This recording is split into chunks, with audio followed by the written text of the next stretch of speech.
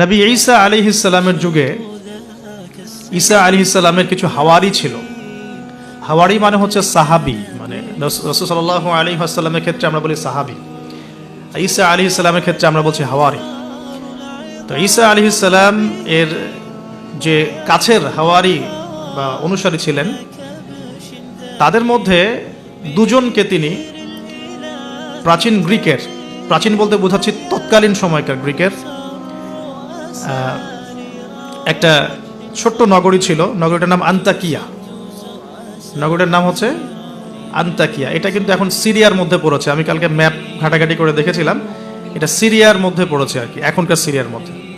তো এই সিরিয়ার সাথে গ্রিকদের, রোমানদের এবং খ্রিস্টানিজমের একটা সম্পর্ক আছে। এমনকি যখন খালেদ বিন ওয়ালিদ রাদিয়াল্লাহু আনহু তাদের সময় যখন এই যে পারস্য এবং রোম বিজিত হয়েছিল, তখনও কিন্তু এই জায়গাগুলো মুসলিমদের করতলগত হয়েছে। তো এই আন্তাকিয়া শহরের মানুষরা তৎকালীন সময় ছিল মুশরিক। এক কথায় কি ছিল? মুশরিক। আমরা মিলাতে পারি এটাকে আবু জেহেলের যুগের সাথে। আবু জেহেল, আবু লাহাব, উতবা, শাইবার যুগে যেমন একটা সমাজ ছিল শিরকে নিমজ্জিত, মূর্তি পূজা হতো, মাধ্যম পূজা হতো, কবর পূজা হতো, মৃত মানুষের পূজা হতো ইত্যাদি। আবার যেমন আসহাবুল কাহফের সময় দাকিয়ানুস বাদশার যে যুগটা ছিল, ওইটাও যেমন শিরকের মধ্যে ছিল। আবার ইব্রাহিম আলাইহিস সালামের সময় আজারের যুগটা, নমরুদের যুগটা যেমন ছিল, বা মূসা আলাইহিস সালামের সময় ফিরআউনের যুগটা যেমন ছিল, ঠিক ওই রকমই আন্তাকিয়ার যিনি রাজা ছিলেন ওই সময়কার যুগটা ছিল শিরক বা কুফরে নিমজ্জিত আর কি। তো এই ছোট্ট রাজ্যটাতে নবী ঈসা আলাইহিস সালাম তাওহীদের দাওয়াত দেওয়ার জন্য তার দুজন অনুসারীকে পাঠিয়েছিলেন। কয়জন ভাই? দুজন অনুসারীকে পাঠিয়েছিলেন। ওয়াদরিব লাহুম মাসালান আসহাবাল ক্বরিয়া। আল্লাহ পাক এটা সূরা ইয়াসিনের মধ্যে বলেছেন, 13 থেকে প্রায় 32 নম্বর আয়াত পর্যন্ত পুরো লম্বা আলোচনা আছে, কিন্তু এই খুঁটিনাটি বিষয়গুলো সূরা ইয়াসিনের মধ্যে নাই। এগুলো তাফসীর আপনাকে ঘাটতে হবে। একটা তাফসীর যদি পড়েন মন কলিজা ঠান্ডা হয়ে যাবে, অন্তত একটা, সেটা হলো তাফসীরে জালালাইন। তাফসীরে জালালাইন এটা পড়লে কলিজা ঠান্ডা হয়ে যায়। অন্যগুলো পড়লে কলিজা একটু মনে হয় ক্ষুধা এখনো বাকি আছে আর কি। জালালাইন পড়লে মনে হয় যে ক্ষুধাটা মিটে গেছে, আলহামদুলিল্লাহ। এতটাই গভীর, আলহামদুলিল্লাহ, মাশাআল্লাহ। আমি এটা প্রিফার করি বেশি, যে তাফসীরে জালালাইনটা বাসায় কিনবেন, পড়বেন। এটা মাদ্রাসার জন্য যেমন ভালো, জেনারেলদের জন্য ভালো, আর এটা মোটামুটি বাংলা অনুবাদ হয়ে গেছে এখন, আলহামদুলিল্লাহ। তো এখানে নবী ঈসা আলাইহিস সালাম দুজন হাওয়ারি বা দুজন রাসূল, রাসূল বলছি এই অর্থে যিনি বার্তাবাহক, এই অর্থে বলছি, রাসূল পাঠালেন ওই রাজ্যকে তাওহীদের আন্ডারে নিয়ে আসার জন্য, ওই রাজ্যের মধ্যে তাওহীদের দাওয়াত দেওয়ার জন্য। আমরা এখানে কিন্তু শিক্ষা পাচ্ছি, তার দাওয়াত বা দিনের প্রারম্ভিক বিষয় শুরু হবে তাওহীদ থেকে। দিনের প্রাথমিক বিষয় শুরু হবে কি থেকে? তাওহীদ থেকে। দিনের প্রাথমিক বিষয় খেলাফত থেকে শুরু হচ্ছে না। দিনের প্রাথমিক বিষয় কিন্তু রাষ্ট্র কায়েম থেকে শুরু হচ্ছে না, বরং দিনের প্রাথমিক বিষয় শুরু হচ্ছে তাওহীদের দাওয়াত থেকে। এবং দাওয়াত দিবে কারা? এইরকম রাসূল, মুখলেস, আল্লাহ পাকের একজন বাছাইকৃত বান্দা যারা। আমরা তো বাছাইকৃত রাসূল নই, তাহলে আমরা রাসূলের অনুসারী হওয়ার ক্ষেত্রে যেন পরিপূর্ণতা অর্জন করতে পারি, এটা আমাদের টার্গেট থাকবে। মানে আমরা রাসূল হতে পারছি না, আমাদের এটা দরজা বন্ধ, কিন্তু সাহাবীদের মতো হওয়ার চেষ্টা করতে হবে। আমাদের দরজাটা এখানে আর কি। তো এখন দাওয়াত দিতে গিয়ে তারা যখন শহরে ঢুকলেন, এখানে শহরের রাজার নাম কি ছিল ইত্যাদি মেনশন করা হয় নাই। কোরআন চুপ আছে, আমরাও চুপ আছি, ঠিক আছে। ঢোকার পথেই, শহরের শুরুতেই একজন ব্যক্তির সাথে দেখা হলো। এই ব্যক্তি একজন কাঠমিস্ত্রি ছিলেন। কি ভাই? কাঠমিস্ত্রি। তো কাঠমিস্ত্রিকে নাজ্জার বলা হয়, আরবি দিয়ে কি বলা হয়? নাজ্জার। তো তাকে জিজ্ঞাসা করলেন দুজন রাসূল, আপনার নাম কি? সে বলছে, আমার নাম হাবিব বিন ইসরাইল। হাবিব বিন ইসরাইল। তো তিনি জিজ্ঞাসা করছেন, আপনারা এখানে কেন এসেছেন? ওই দুজন রাসূল বলছেন যে আমরা এখানে তাওহীদের দাওয়াত দিতে এসেছি। কোন তাওহীদ? আপনাদের ইলাহকে, আপনাদের রবকে। তখন তিনি ওই রকম করে কথা বলছেন যে যেমনটা ইব্রাহিম আলাইহিস সালাম বলেছেন, আমার রব জীবিতকে মৃত্যু দিতে পারেন, মৃতকে জীবিত করতে পারেন। আমার রব, আমাদের রব আসমান থেকে বৃষ্টি বর্ষণ করেন, সেই বৃষ্টি দিয়ে এই মৃত জমিনকে জীবিত করেন, শস্য ফলান, সেগুলো আমরা খাই। আমাদের রব সূর্যকে পূর্ব দিক থেকে ওঠান, পশ্চিম দিকে ডোবান। এরকম যত বৃত্তান্ত আল্লাহ সম্পর্কে, তাওহীদের যত কথা তাকে শোনানো হলো। তো সে ব্যক্তি একটা প্রশ্ন করে বসলো যে তাহলে কি আমাকে কোনো মুজিজা দেখাতে পারবেন কিনা? আপনি যে একত্ববাদের কথা বলছেন, এক আল্লাহর কথা বলছেন, কোনো মুজিজা দেখাতে পারবেন কিনা? এখন মনে করেন তো দেখি যে ঈসা আলাইহিস সালামের যুগের মুজিজা কি ছিল। এক এক যুগের মুজিজা কিন্তু এক একটা মুজিজা, বোঝেন কিনা? অলৌকিকত্ব যেটা নবীগণের মাধ্যমে প্রকাশ পায়, এটা আল্লাহর ক্ষমতা, এটা নবীদের ক্ষমতা নয়, কিন্তু আল্লাহ পাকের ক্ষমতা, নবীদের মাধ্যমে আল্লাহ প্রকাশ করান। আল্লাহ পাক এই জামানাতেও আল্লাহ পাকের ওলিদের মাধ্যমে ক্ষমতা প্রকাশ করাতে পারেন। আল্লাহ পাক এখনো ক্যাপেবল এটার জন্য। তো সেরকম মানুষ হতে হবে আগে, সেরকম মানুষ তো হতে হবে। অনেক আল্লাহর বান্দা আছেন, দেখবেন আপনার জন্য দোয়া করছে, আপনার সমস্যা দূর হয়ে গেছে, হয়নি? এমন হয়। তো আল্লাহ পাক, এটা তার ক্ষমতা না, ক্ষমতা কার? আল্লাহ পাকের। এখন ওই সময়কার মুজিজা ছিল কিন্তু কুষ্ঠ রোগীকে ভালো করে দেয়া, মনে আছে? অন্ধত্ব দূর করে দেয়া, এবং মৃত ব্যক্তিকে জীবিত করেছেন ঈসা আলাইহিস সালাম আল্লাহর হুকুমে, মনে আছে? যে যুগের মুজিজা, মানে যে যুগটা যে বিষয়ে বেশি বৈচিত্র্যময় ছিল, ওই যুগে আল্লাহ পাক ওই মুজিজাই দিয়েছেন। যেমন সুলাইমান আলাইহিস সালামের সময় জিনদের খুব দাপট ছিল, বুঝছেন? তো সুলাইমান আলাইহিস সালামের সময় জিনদের দাপটটা বেশি ছিল। আল্লাহ পাক জিনদের উপর সুলাইমান আলাইহিস সালামকে কন্ট্রোল দিয়ে দিয়েছেন। ওই যে বাতাসে তার সিংহাসন ফ্লাই করতে শুরু করলো, তার আংটির মধ্যে আল্লাহ পাক ক্ষমতা দিয়ে দিলেন। জিনদেরকে যে কাজ করতে বলতো সেই কাজ জিনরা করতে বাধ্য হতো, মনে আছে ঘটনা? আচ্ছা, আবার মুসা আলাইহিস সালামের সময় জাদুবিদ্যার চর্চা হতো, জাদুবিদ্যার চর্চা। এই চর্চা কিন্তু এখনো হয়, এখনো জাদুবিদ্যার চর্চা হয়, ব্ল্যাক ম্যাজিকের চর্চা এখনো হয়। এগুলো থেকে বেঁচে থাকাটা খুব বেশি ইম্পর্টেন্ট, কারণ এগুলোতে ইফেক্টেড হয়ে গেলে অনেক সমস্যা হয়ে যায়। আমি শেষের দিকে প্রশ্নোত্তর পর্বে কিছু আয়াত বলে দেবো আপনাদেরকে ইনশাআল্লাহ। এই কোরআনের আয়াতগুলো নিয়মিত পড়বেন ইনশাআল্লাহ। তো ওই সময় আল্লাহ পাক মুসা আলাইহিস সালামকে লাঠি দিয়ে জাদুবিদ্যার বিপরীতে মুজিজা দেখিয়েছেন, আর যখন যেটা তার বিপরীতে সেই মুজিজা, বুঝতে পারছেন? নবী সাল্লাল্লাহু আলাইহি ওয়াসাল্লামের যুগে কবি সাহিত্যের যুগ চলছে, একদম কাব্য সাহিত্য নিয়ে তারা খুব গর্ব করত। আল্লাহ পাক কোরআন নাজিল করলেন, সব সাহিত্য ধসে গেল। এটা কোরআনের মুজিজা। আবার ঈসা আলাইহিস সালামের সময় চিকিৎসা বিজ্ঞানের খুব জয় জয়কার চলছিল আর কি। চিকিৎসা শাস্ত্র নিয়ে মানুষের অনেক বেশি মানে আগ্রহ ছিল, যেটা এটা দিয়ে এটা হয়, এটা দিয়ে এটা হয়। আল্লাহ পাক তখন এমন মর্যাদা দিয়েছেন যে মৃত মানুষকে জীবিত করে দেখিয়ে দিয়েছে। তো এই দুই ব্যক্তিকে ওই নাজ্জার হাবিব বিন ইসরাইল, সে ব্যক্তি বলছে যে আমাদেরকে কোনো মুজিজা দেখাতে পারো কিনা। এখন সে বলছে ঠিক আছে, মুজিজা দেখাতে পারবো ইনশাআল্লাহ। আমার এই সন্তান, আমার এই ছেলে দীর্ঘদিন থেকে চোখে অসুখে ভুগছে, এক চোখ নষ্ট হয়ে যাচ্ছে, তুমি শেফা দিতে পারবে কিনা আল্লাহর হুকুমে। আল্লাহ পাকের দরবারে তারা সেজদায় পড়ে গেলেন, আল্লাহর কাছে সাহায্য চাইলেন, তার চোখে হাত বুলালেন, আলহামদুলিল্লাহ চোখ ভালো হয়ে গেল। এগুলো কিন্তু কোনো গালগল্প নয়। এবার হাবিবে নাজ্জার, তার কিন্তু বিশ্বাস হয়ে গেল, হ্যাঁ এটা তাওহীদের ফসল, এটা তাওহীদের ফসল। এবার তিনি দেনান সাক্ষ্য দিলেন যে আশহাদু আল্লা ইলাহা ইল্লাল্লাহ ওয়া আন্না মুহাম্মাদান, তখন ছিল না, তখন ছিল কি ঈসা আব্দুল রূহুল্লাহ ওয়া আবদুহু, এরকম একটা কালিমা ছিল তখন, ঠিক আছে? তো তিনি মুসলমান হয়ে যেটা করলেন, ওই জনপদের থেকে নির্জনতা অবলম্বন করা শুরু করলেন। তিনি মুসলমান হয়ে কিন্তু জনপদের ভিতর ঢুকে পড়েন নাই, প্রথমে একটু নির্জনতা অবলম্বন করা শুরু করলেন, কারণ সমাজের সবাই কিন্তু মুশরিক। এখন ওখানে যদি আপনি সরাসরি ঢুকে যান, ঢুকায় আপনি এখন যদি জোরে জোরে তাকবীর দেওয়া শুরু করেন, তাহলে তো রিমান্ড হবে আর কি। তো তিনি নিজেকে একটু সেফ করে একা একা ইবাদত করা শুরু করলেন। এখানে আমাদের শিক্ষা আছে কিন্তু।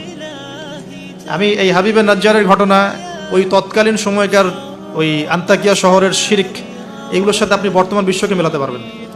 এখনকার বিশ্বের অবস্থাও কিন্তু মোটামুটি এরকমই। অনেক আলোচনা আমি আগে করেছি বিগত লেকচারগুলোতে, যে এই ওয়ার্ল্ডের প্রতিটা ডিপার্টমেন্টেই শিরক আছে, একদম এডুকেশন থেকে শুরু করে, শিক্ষা থেকে শুরু করে পলিটিক্স পর্যন্ত সবখানেই শিরক আছে। কোনো জায়গায় শিরক বাদ নাই। ইকোনমিক্সেও শিরক আছে, সামাজিক কালচারে শিরক আছে, আমাদের চিন্তা দর্শনে শিরক আছে, আমাদের মিডিয়ার মধ্যে শিরক আছে, আমাদের বুদ্ধিজীবীদের মধ্যে শিরক আছে, আমাদের রাজনীতিবিদদের মধ্যে শিরক আছে, আমাদের ধর্ম নেতাদের মধ্যেও শিরক আছে কোনো কোনো জায়গায়, আছে না? আছে। যদি আপনি ভালো করে খিজিরের মতো দেখতে শেখেন, আপনি বুঝতে পারবেন এই ওয়ার্ল্ডটা শিরকের আন্ডারে আছে। আর সামনে আসবে বড় শিরক, মাসিহুদ দাজ্জাল। তো এটা বাস্তব, সামনে মানুষ দেখবে এগুলো। এখন এই অবস্থায় হাবিবে নাজ্জার শহরে ঢুকে দাওয়াতি কাজ শুরু করেন নাই, একা একা তিনি নিজেকে তৈরি করেছেন, তাসকিয়া আধ্যাত্মিকতা অর্জন করার চেষ্টা করেছেন, ইবাদত বাড়িয়েছেন।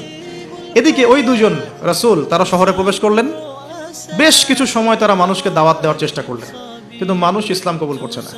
ঠিক মক্কার অবস্থার মতোই। এই সূরাটা কোথায় নাজিল হয়েছে? মক্কায়। কোথায়? এই সূরা কিন্তু মদিনায় নাজিল হয় নাই। তাহলে এই সূরার মধ্য দিয়ে আল্লাহ পাক রাসূল সাল্লাল্লাহু আলাইহি ওয়াসাল্লামকে শিক্ষা দিচ্ছেন, সাহাবীদেরকেও শিক্ষা দিচ্ছেন। ঠিক মাক্কি পরিবেশের মতোই তৎকালীন পরিবেশটা ছিল। আর মাক্কি পরিবেশ মানে, আমি আগে অনেকদিন আগে বলেছি, মাক্কি পরিবেশ মানে শিরক, মাক্কি পরিবেশ মানে সুদ, রিবা, মাক্কি পরিবেশ মানে হচ্ছে মাদক, মাক্কি পরিবেশ মানে জেনা, ব্যভিচার, মেয়েদের মানহানি আর গোত্রীয় হানাহানি, এগুলো মক্কা। মক্কা মানে এগুলো যেটা এখনকার ওয়ার্ল্ডে চলছে।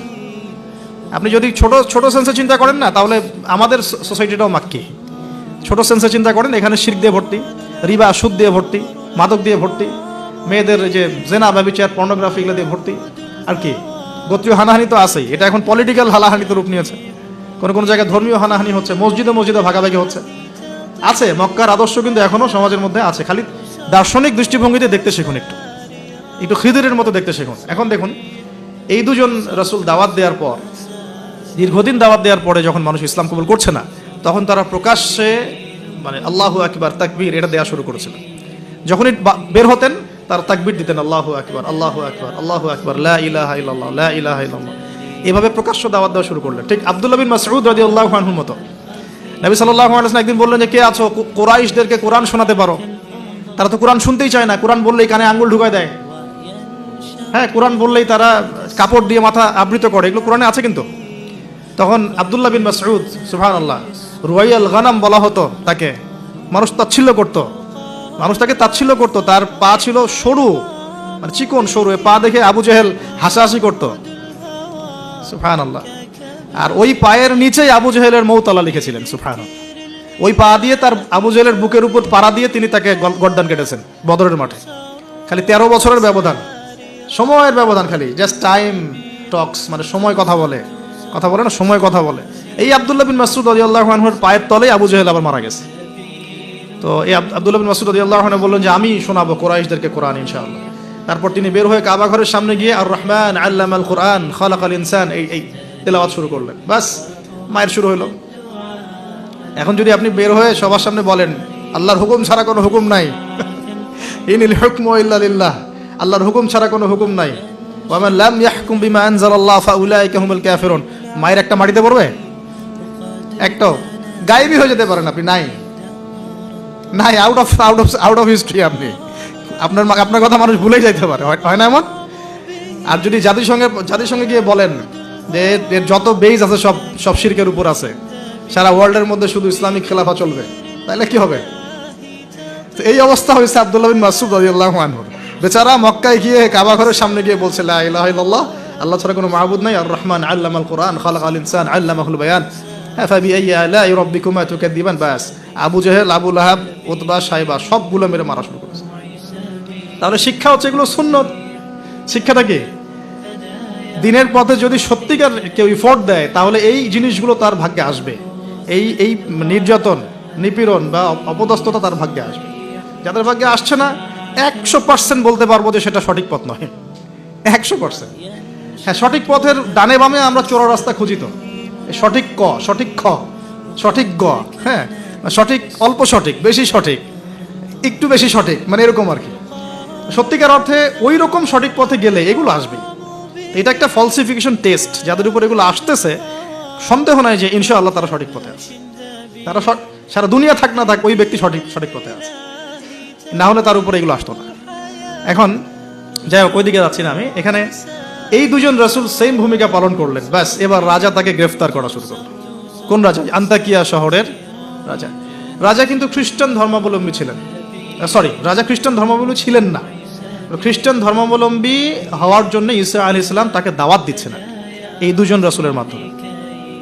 তো রাজা তখন এই দুজন ব্যক্তিকে ধরে রেখে দিল।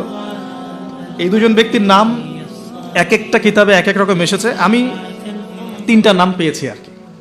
একটা হচ্ছে, প্রথম ব্যক্তির নাম ছিল ইউহান্না, হ্যাঁ। দ্বিতীয় ব্যক্তির নাম ছিল রাসূল, কিন্তু তারা মানে কার রাসূল? ঈসা আলাইহিস সালামের প্রেরিত দূত। এই দূত অর্থে বলছে রাসূল। একজনের নাম ছিল বাউলাস, একজনের নাম হচ্ছে ইউহান্না, একজনের নাম কি ছিল? বাউলাস। আর অন্য একটা বর্ণনা আসছে যে একজনের নাম ছিল সাদেক, আর একজনের নাম ছিল মাসদুক।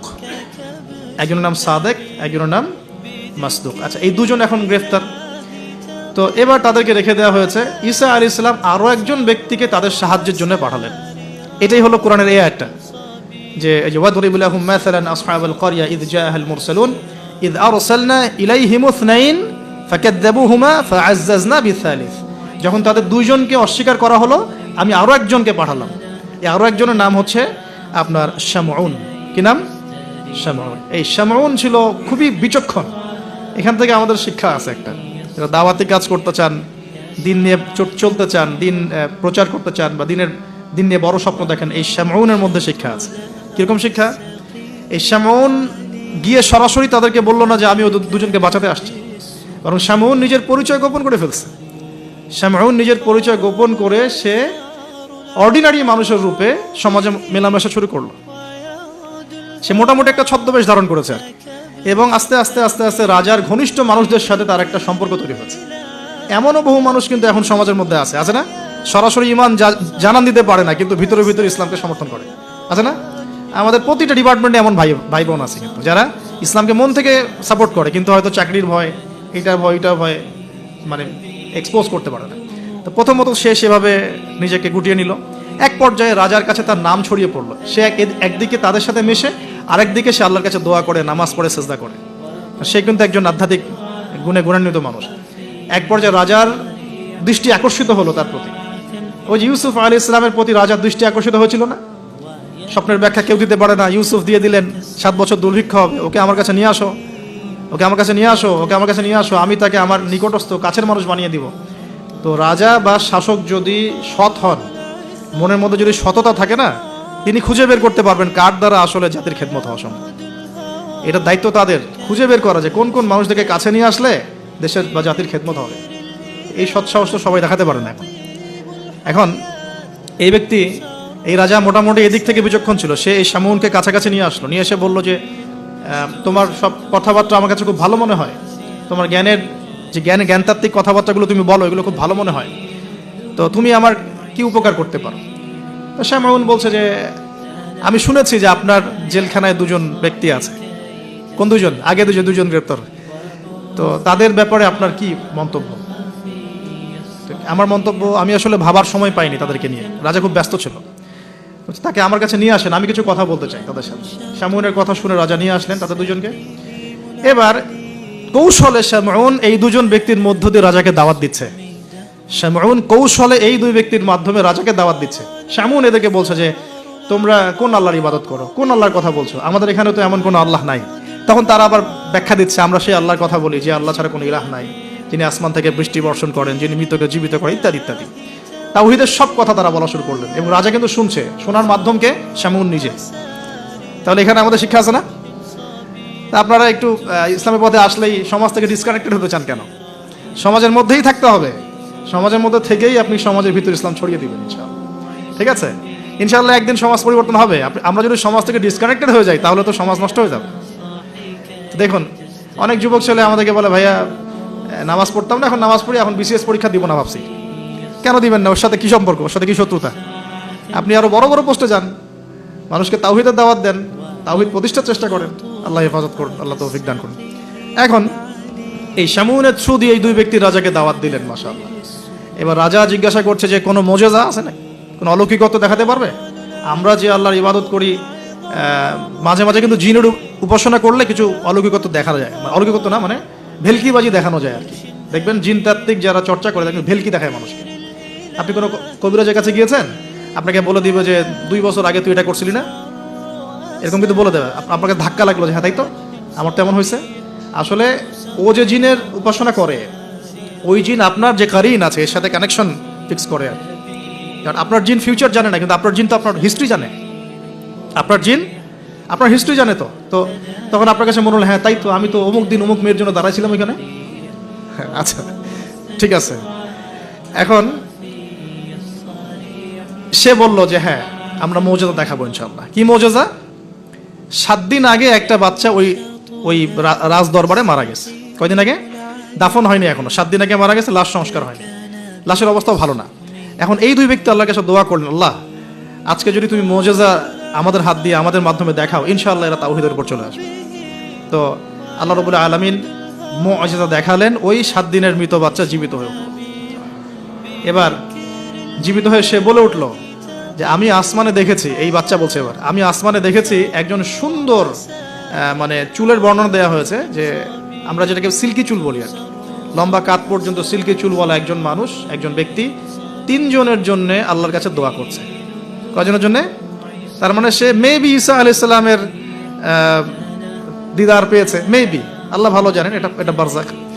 এখন রাজা এবার হকচকিয়ে গেল, তিনজনকে কে? আমরা তো দুজন জানি, তিনজনকে? তখন ওই ব্যক্তি বলছে শামউন একজন, এই ব্যক্তি একজন। তখন শামউন দেখলেন যে রাজার এর উপর বেশ প্রতিক্রিয়া সৃষ্টি হয়েছে কথার উপরে। তখন শামউন আরো বড় চাপ দিল এই দুজনকে, যে না, তোমাদের এটা হয়তো কোনো জাদু হতে পারে। শামউন, তোমাদের কোনো জাদু হতে পারে, আমাদের এই রাজার এক মেয়ে মারা গেছেন, তোমরা পারলে তাকে জীবিত করে দেখাও দেখি। এবার তারা দুজন আবার সেজদায় পড়ে গেলেন, আল্লাহর কাছে দোয়া করলেন। আল্লাহ রাব্বুল আলামিন ওই রাজার দীর্ঘদিন আগে মৃত্যুবরণকারী একজন মেয়ে, তাকে কবর থেকে জীবিত করে তুলে দিলেন। এই মেয়ে একই কথা বলছে যে আমরা দেখেছি এই তিনজনের জন্য একজন ব্যক্তি আল্লাহর কাছে দোয়া করছে। এবার মাশাআল্লাহ মুজিজা প্রকাশ পেয়ে গেল। কিন্তু এই মুজিজা প্রকাশ পাওয়ার পরেও আপনারা তো জানেন যে ফেরাউনের সামনে কতগুলো মুজিজা দেখানো হয়েছে। 9টা। কয়টা? 9টা। একবারে 9টা না, কিন্তু ব্যাক টু ব্যাক বছর বছর 9টা। তারপরে কি ফেরাউন ঈমান আনছে? আবু জেহেলের সামনে কতগুলো মুজিজা আসছে, সে কি ঈমান আনছে? আজারের সামনে কি ইব্রাহিম আলাইহিস সালামের মতো মানুষ থাকা সত্ত্বেও সে কি ঈমান আনছে? এরকম বহু মানুষ পৃথিবী থেকে চলে গেছে যাদের সামনে অগণিত মুজিজা আসার পরেও ঈমান নিয়ে আসেন। আবার অনেক মানুষ এক দোয়ার বরকতে ঈমান নিয়ে চলে আসছে। খালিদ বিন ওয়ালিদের কথা শুনুন। খালিদ বিন ওয়ালিদ রাদিয়াল্লাহু আনহু উহুদে যুদ্ধ করেছেন ইসলামের এগেইনস্টে। যখন নবী সাল্লাল্লাহু আলাইহি ওয়াসাল্লাম বিদায় হজের আগে যখন তিনি ওমরা করেছেন, বিদায়ের ওমরা হজটা কাজা করেছেন, ওই সময় তিনি এসে শুধু একটা চিরকুট লিখে দিয়েছিলেন যে যদি খালিদ মুসলমান হতো তাহলে তার জন্য কতই না ভালো হতো।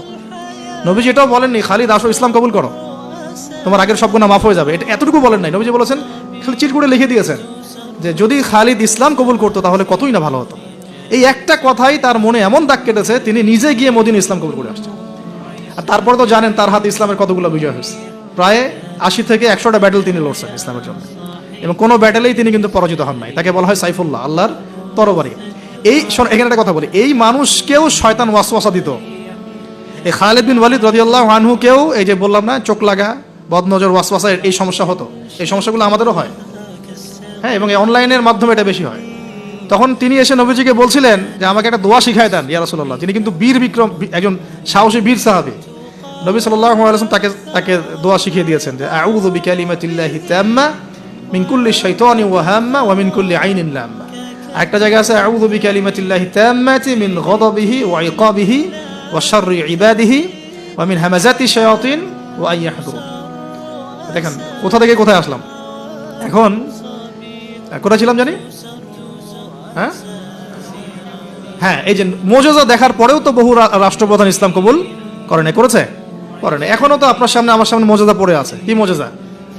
কোরআন।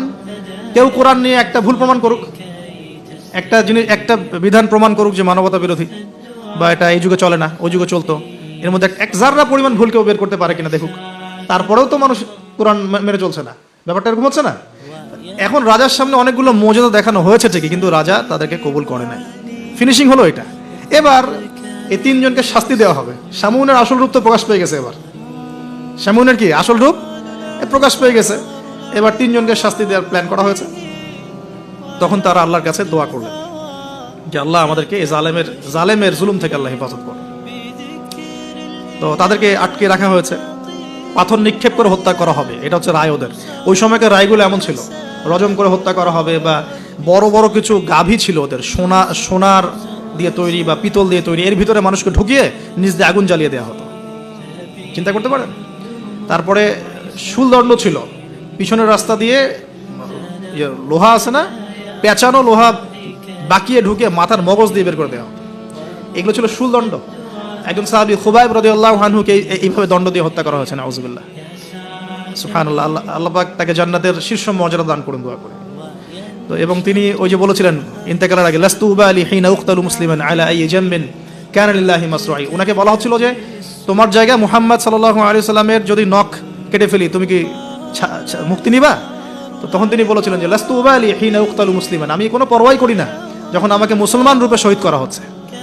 আলা আই জামবিন কানা লিল্লাহি মাসরুই, আমাকে যেদিকেই পাশ ফেরানো হোক না কেন সেটা আল্লাহর জন্য। ওয়া যালিকা লিল্লাহি ওয়া ইয়াশা, তিনি এমন একজন ইলাহ যিনি চাইলে ইউবারিকা আলা ফি কুল্লি শিলউইন মুমাজ্জা, তিনি আমার প্রত্যেকটা গোশতের টুকরায় হাড্ডিতে বরকত দিতে পারেন। তো এই সাহাবীর ইন্তেকালের খবর মদিনায় পৌঁছে যায়। এটা পড়ে নিয়েন, এটা রাজির ঘটনা, রাজির ঘটনার মধ্যে পাবেন। সিরাত অবশ্যই পড়বেন, আর আমার জন্য দোয়া করবেন যে আমি চেষ্টা করছি আগামী বইমেলা আসার আগেই সিরাতের উপর একটা অনবদ্য কিতাব লেখার জন্য। আল্লাহ পাক তৌফিক দান করুন। সমস্ত সিরাতের বইগুলোকে একত্রিত করে, এবং আমার টুকটাক কিছু গবেষণা আছে ভাঙাচুরা, সহজ সাধ্যভাবে, যাতে ইয়াং জেনারেশন খুব সহজে বুঝতে পারেন সিরাটাকে, একটা মোটামুটি 500-1000 পৃষ্ঠা একটা বই আসবে ইনশাআল্লাহ। আল্লাহ পাক তৌফিক দান করুন। আমি তো অনেকে অনেক টপিকের কথা বলেছিলেন আমাকে যে এটা নিয়ে লিখেন, এটা নিয়ে লিখেন, ভাই এটা নিয়ে লিখেন, ভাই আখিরুজ্জামান নিয়ে লিখেন, ঠিক আছে? তো আমি বললাম যে না, আগে রাসূল সাল্লাল্লাহু আলাইহি ওয়াসাল্লামের বরকত দিয়ে শুরু হবে ইনশাআল্লাহ। আল্লাহ নবীর বরকত যার কপালে নসিব হবে ইনশাআল্লাহ তার ফিউচারটা ভালো হবে। তো আল্লাহ পাক আমাদেরকে সহজ করুন, তৌফিক দান করুন। এখন এখানে এই তিনজনকে আটকে রাখার পর যেটা বলছিলাম, এবার তাদেরকে পাথর নিক্ষেপ করে হত্যা করার কথা বলা হয়েছে, আর তারা এখানে আল্লাহর কাছে দোয়া করছেন। এর ফলশ্রুতিতে ওই রাজ্যের মধ্যে দেন দুর্ভিক্ষ শুরু হয়ে গেল।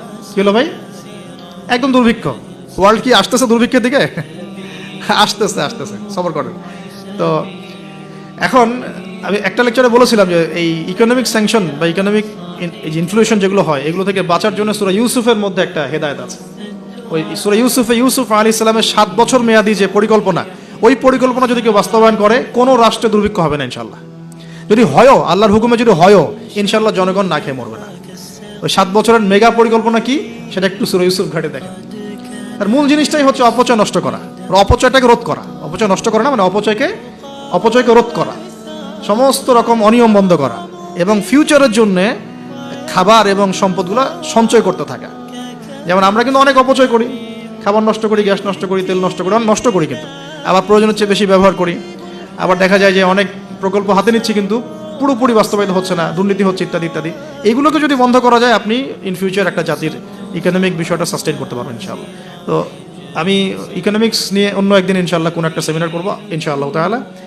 আজকে বলছি এতটুকু যে ইউসুফ আলাইহিস সালামের অর্থনৈতিক যে মেগা পরিকল্পনা 7 বছর, এটা যে নিতে পারবে, যে সমাজ, যে রাষ্ট্র, গেইন করবে ইনশাআল্লাহ, সাকসেস। এই জিনিসগুলো আমাদের ঊর্ধ্বতন কর্তৃপক্ষ থেকে বোঝানো উচিত, দাওয়াতটা পৌঁছানো উচিত। হয়তো বা তারা জানেন না, এমন হতে পারে যে তাদেরকে যুগের সাথে তাল মিলিয়ে কেউ বোঝাতে পারেনি এখন পর্যন্ত, এমন হতে পারে।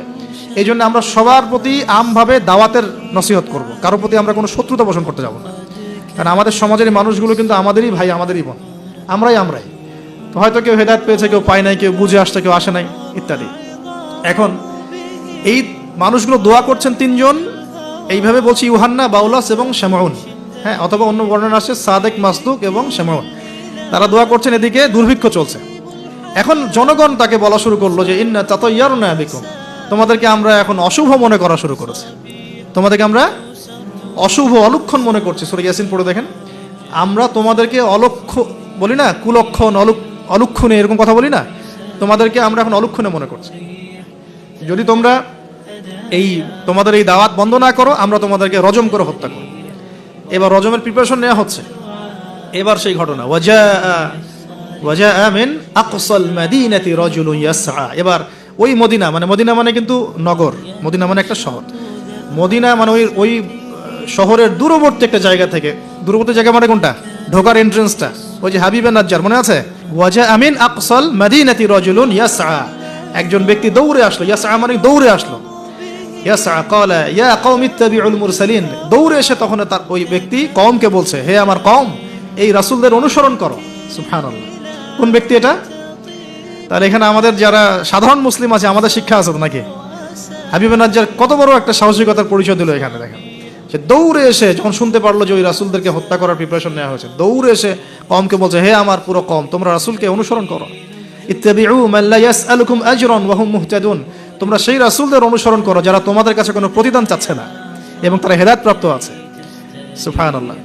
ওয়া মা লিয়া লা আ'বুদুল্লাযী ফাতারানি ওয়া ইলাইহি তুরজাউন। তাকে এবার এই হাবিবে নাজ্জারকে ধরা হয়েছে, তুইও আর এই গ্রুপে আসিস, তাহলে ওকেও ধরে মানে মারার প্রিপারেশন নেওয়া হয়েছে, এবং তার রজমটা আগে করা হয়েছে আর কি। এই তাফসীর বলছে যে এই রজমটা আগে করা হয়েছে। শেষ পর্যন্ত এই রাসূলদেরকে হত্যা করা হয়েছে কিনা এটা আমি স্পষ্ট করে পাইনি, কিন্তু এই হাবিবে নাজ্জারকে যে হত্যা করা হয়েছে এটা স্পষ্ট করে পেয়েছে, একদম স্পষ্ট করে জালালাইনে আসছে এই জিনিসটা। এখন তাকে ধরা হলো, তুই তাদের গ্রুপের মধ্যে একজন। সে বলছে, ওয়া মা লিয়া লা আ'বুদুল্লাযী ফাতারানি ওয়া ইলাইহি তুরজাউন, আমি কেন আল্লাহর ইবাদত করব না? তার অ্যানসারটা এরকম। আমি কেন আল্লাহর ইবাদত করব না যে আল্লাহ আমাকে এভাবে সৃষ্টি করেছেন এবং তার কাছে আমাকে ফিরে যেতে হবে? কোন লজিকে আমি তার ইবাদত করব না? মানে তাওহীদের যত রকম সংজ্ঞা তিনি শেখালেন, বললেন, বুঝালেন, মানুষ বুঝতে চাইল না।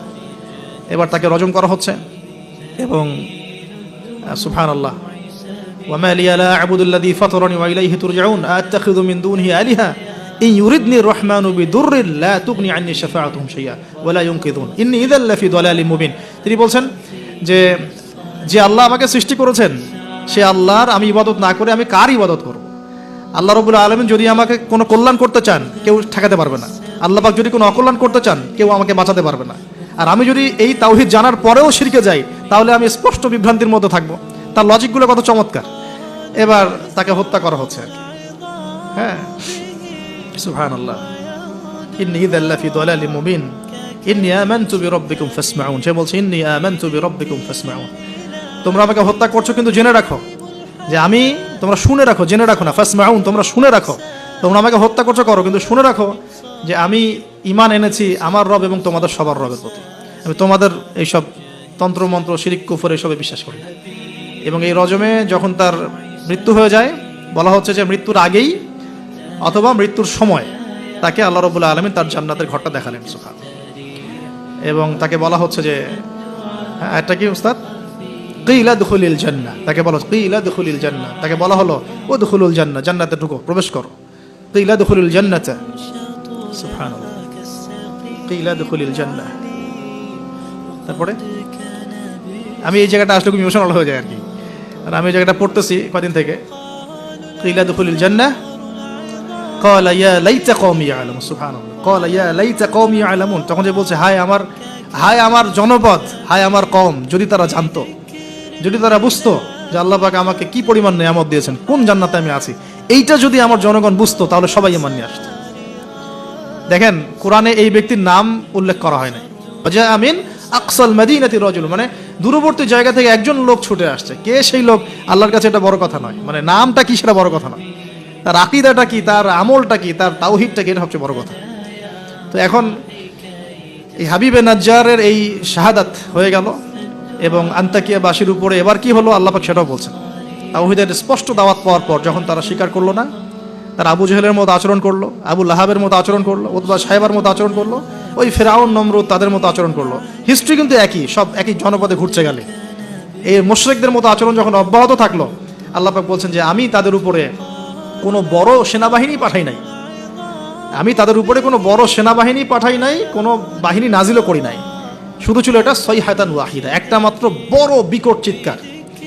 ইন কানাত ইল্লা সাইহাতান ওয়াহিদা, শুধুমাত্র একটা বজ্রনিনাদ, প্রচন্ড শব্দে আল্লাহ পাক পুরো কওমকে ধ্বংস করে রেখে দিলেন। এই কওমে কতজন মানুষ ছিল? হয়তো 1 লাখ, 2 লাখ, 3 লাখ, 4 লাখ, 5 লাখ, 10 লাখ, আল্লাহ ভালো জানেন। এর মধ্যে 4 জন ব্যক্তির নাম আমরা পাচ্ছি তাওহীদপন্থী। ওই 4 জন ব্যক্তিকে কেন্দ্র করে সূরা ইয়াসিন আয়াত নাজিল হয়েছে। রাসূল সাল্লাল্লাহু আলাইহি ওয়াসাল্লাম মক্কায় হয়তো হাজার হাজার মানুষ ছিল, কিন্তু আমরা আবু বকর, ওসমান, ওমর, আলীর নাম মনে রাখছি। আসহাবুল কাহফের মধ্যে হয়তো হাজার হাজার লাখ লাখ মানুষ ছিল, কিন্তু আমরা ওই 7 জন বা 9 জন যুবকের কথা মনে রাখছি। খেয়াল করে দেখেন ইব্রাহিম আলাইহিস সালামের সময় হয়তো লাখ লাখ মানুষ ছিল সমাজের মধ্যে, কিন্তু আমরা মনে রাখি ইব্রাহিম আলাইহিস সালাম, লূত আলাইহিস সালামের কথা, বিবি সারা আলাইহিস সালামের কথা, হাজরা আলাইহিস সালামের কথা, এই কয়জন মানুষের কথা, ইসমাঈল, ইসহাক। এরকম প্রত্যেক যুগে যুগে আপনি দেখবেন যে তাওহীদপন্থী মানুষের সংখ্যা কিন্তু কম এবং আল্লাহ পাকের অনুগত বান্দাদের সংখ্যা খুব কম। এই ঘটনাটা আল্লাহ রাব্বুল আলামিন এই আন্তাকিয়াবাসীর এই ঘটনাটাকে সূরা ইয়াসিনের এই 13 থেকে প্রায় 32 নম্বর আয়াত পর্যন্ত পুরোটা নিয়ে আসছেন।